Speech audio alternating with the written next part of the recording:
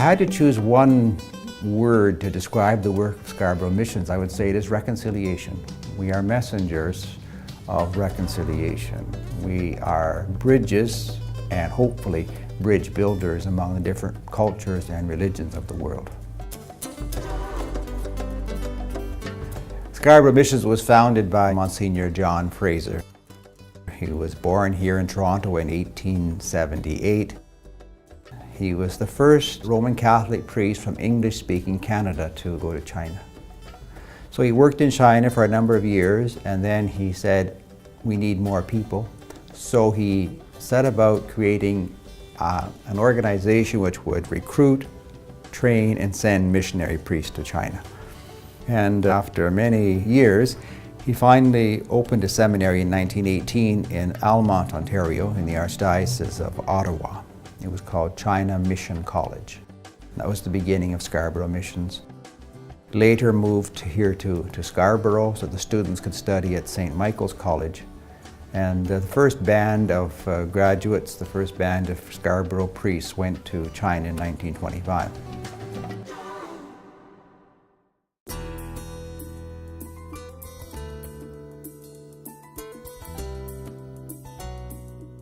I would kind of divide the history of our efforts into three periods. The first was the period of planting the local church.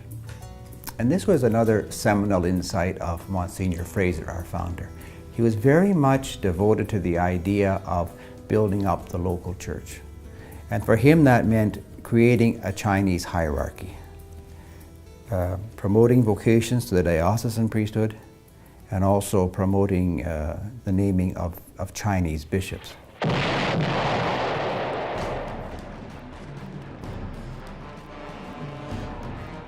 Our work in China was interrupted by the Pacific War, especially with the Japanese invasion of China beginning in 1937.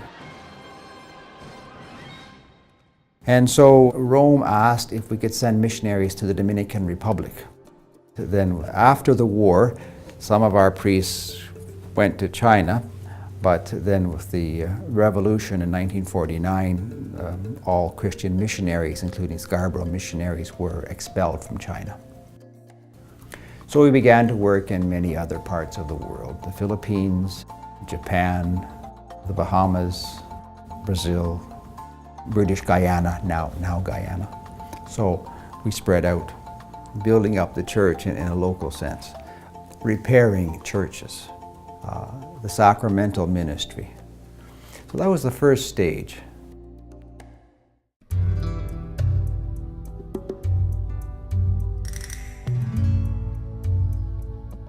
The second stage in the history of Scarborough Missions was what we might call the socioeconomic stage.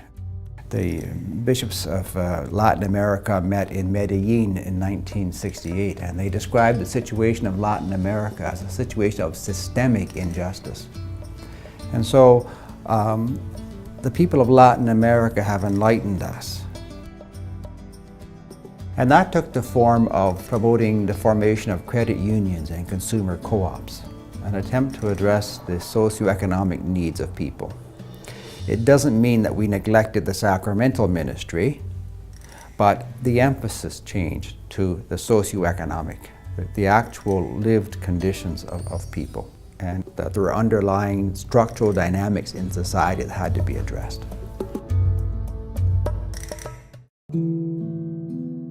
Our founder, Monsignor John Fraser, had a very compelling missiology. He believed that unless the Chinese people were baptized and converted, that they would not be saved. It was the prevailing missiology of the time across all the Christian churches. But Vatican II kind of undermined his missiology and the pre-Vatican missiology. Among other things, Vatican II said that anyone of good will who seeks God sincerely and who follows his or her conscience will be saved. Before the council, mission was something that the priests and the religious brothers, religious sisters did.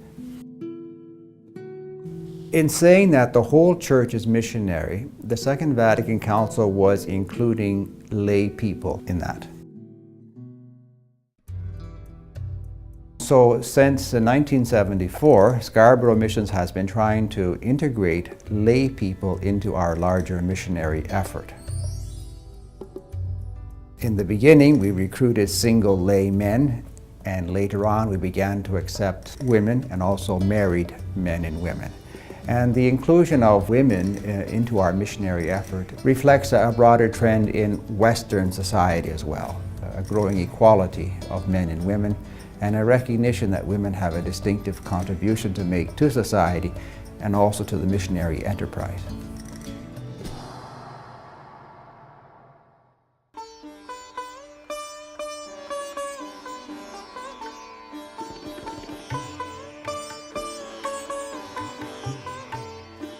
The third stage for us is the stage in which we find ourselves right now, the stage of interreligious dialogue.